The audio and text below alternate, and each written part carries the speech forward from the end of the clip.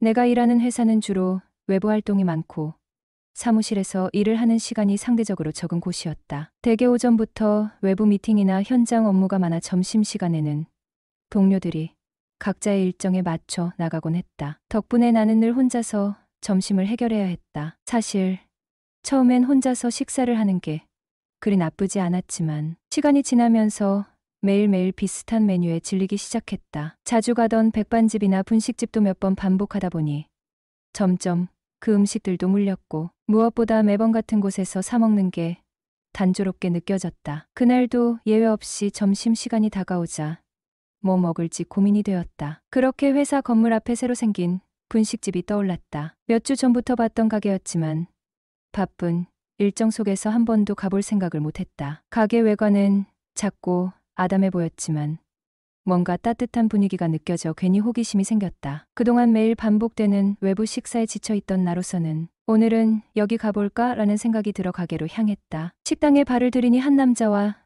여자가 먼저 와 있었다. 남자는 정말 조폭인가 싶을 만큼 큰 손과 험악한 인상을 하고 있었다. 어휴, 무섭게 생겼네. 속으로 생각하며 자리에 앉았는데 주인 아줌마가 환하게 웃으며 나를 맞이했다. 어서 오세요. 뭐 드릴까요? 만두국 하나 주세요. 처음 오셨죠? 드셔보시고 입맛에 맞으시면 자주 오세요. 네, 감사합니다. 그 순간 내 시선은 주인 여자에게로 갔다. 40대 중후반쯤 되어 보이는 그녀는 화사한 얼굴에 묘한 매력을 풍겼다. 짧은 핫팬츠에 맨발로 털 슬리퍼를 신은 모습까지 어딘가 도발적이면서도 자연스러웠다. 그저 음식을 기다리며 식사를 하러 왔을 뿐인데 시선은 자꾸만 그녀를 따라다녔다. 음식이 나왔지만 맛은 뒷전이었다. 주인 여자는 나를 힐끔 보더니 피식 웃었다. 그 미소는 마치 의식적으로 내 시선을 즐기는 것 같았다. 키는 163cm 정도? 커다란 눈, 도톰하고 윤기나는 입술까지 모든 것이 완벽했다. 이런 데서 일할 사람 같지는 않은데 결혼은 했겠지? 남편이 누구인지 몰라도 부럽다. 생각이 이어질 즈음 그녀가 먼저 말을 걸었다. 처음 오셨죠? 음식이 입맛에 맞으면 앞으로 자주 오세요. 하하, 맛이 좋네요. 제 입맛에 딱 좋아요. 근데 밤에도 장사하시나요? 저희는 9시에 문 닫아요. 아쉽네요. 저희가 근처에서 회식을 자주 하거든요. 저기 옆에 백반집에서 자주 회식하는데 거긴 삼겹살도 구워주고 해요. 나도 단체 손님 받으면 좋긴 한데. 그러니깐요. 근데 회식하면 보통 12시가 넘어야 끝나거든요. 외상만 많이 올려준다면야 새벽까지라도 열어야죠 뭐. 그럼 오케이 한 겁니다. 네, 좋아요. 언제든지 연락해요. 명함 드릴게. 조만간 연락드리죠. 그렇게 계산하고 나왔습니다. 번호를 저장하고 카카오톡 프로필 사진을 확인했는데 아기 사진 없고 남편 사진도 없었고 다만 바다에 눕는 의자에 앉아 다리만 찍은 사진을 프로필 사진으로 해놨는데 태닝을 했는지 까만 피부에 형광색 페디큐어가 눈에 띄더군요. 진짜 남자친구 없나?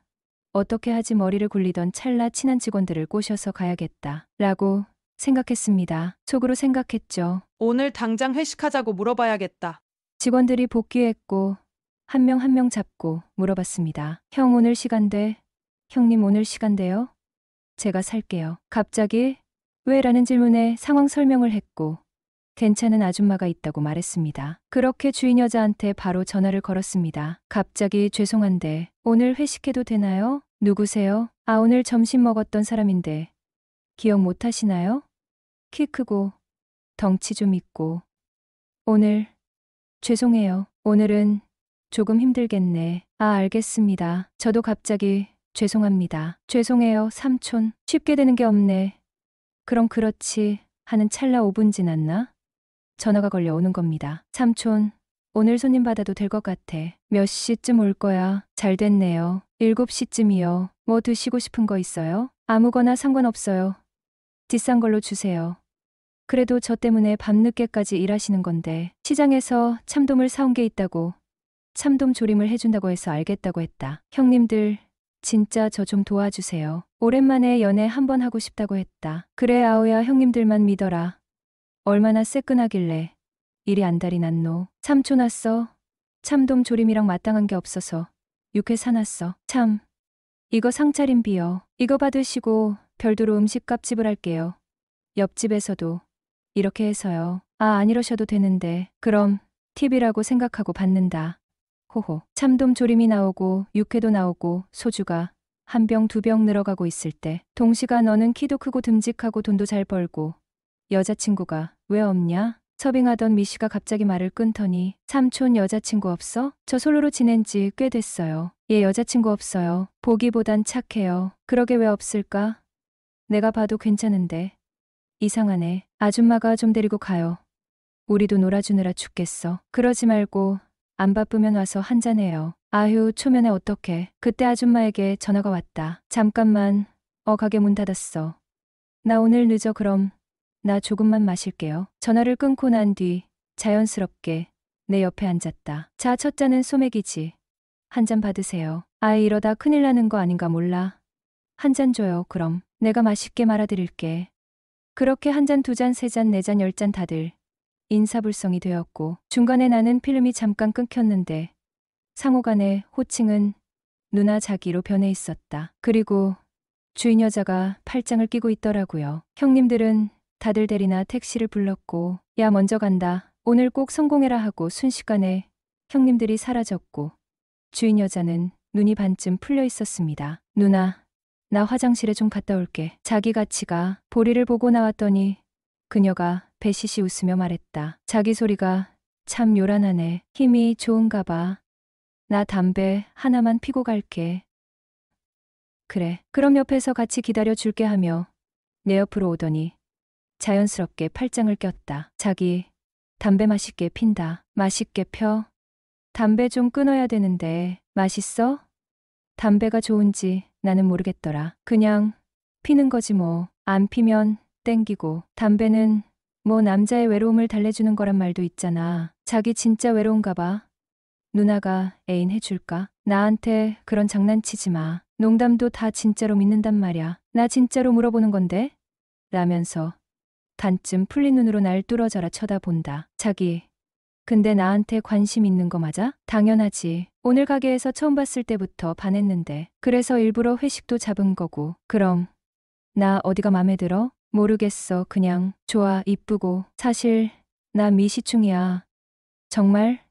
연상 좋아하는구나. 그럼 이해가 좀 되긴 하네. 자기, 나도 오늘부터 너 좋아할래. 다음 날 또 찾아갔다. 누나, 나 오늘은 혼술하러 왔는데 한가해지면 같이 한잔해요. 손님도 없는 시간이라. 얘가 그렇게 말을 하자 그녀는 좋다고 하며 잔을 하나 더 가져왔다. 어디 내놓아도 빠지지 않을 50이라고는 믿기 어려운 미모. 이 작은 식당에서 김치찌개나 팔기에는 너무나 아까운 그런 여인. 주변 아저씨들이 어찌 한번 해볼까. 그 동네에선 제법 미모가 특별난 여인이었다. 삼촌 한 잔 더 해요. 오늘은 그냥은 집에 못 들어가겠네. 그러면서 다른 손님들이 못 들어오게 가게 문 잠궈버리는데 조금은 난처하기도 하고 좋은 기회라면 기회인데 아무튼 복잡한 심정으로 맥주를 따랐다. 삼촌은 결혼 안 해? 이미 늦었죠. 저도 이제 30 중반이 넘었는데요. 그리고 주변에 결혼한 사람들 보니 싹 가시네요. 결혼 생각이. 아까운 총각 하나 버렸네. 하긴 결혼도 사랑하는 사람이랑 해야지. 조건만 보고 했다가는 이혼하기 일쑤예요. 요즘은 세 쌍 중 한 커플이 이혼한다던데. 많이 마신 듯한데도 좀처럼 취하지 않는 그녀였다. 게다가 귀가는 아예 안중에도 없는 듯 했고 술자리는 새벽까지 계속되었고 서로에게 한 가지씩 소원을 들어주기로 했다. 누님, 우리 앞으로 친해지자는 의미에서 서로 소원 하나씩 들어주면 어떨까요? 소원. 어떤 건데? 상대가 원하는 거 뭐든지요. 뭐든지면 나랑 같이 살자 그러면 같이 살아야 되는 거야? 아니, 그때그때 상황 봐서요. 지금처럼 둘 다 솔로고 혼자 지내면 잠시 살아볼 수도 있는 거죠. 호호. 암튼 재밌긴 하겠다. 그럼 전 오늘 바로 소원권 사용할게요. 지금 바로 한다고? 네? 들어보시고 상황 되면 들어주셔야 해요. 그래. 우선 말해봐. 오늘부터 우리 엔조이로 지내는 건 어때요? 부담 없이 만나보는 거죠. 그래.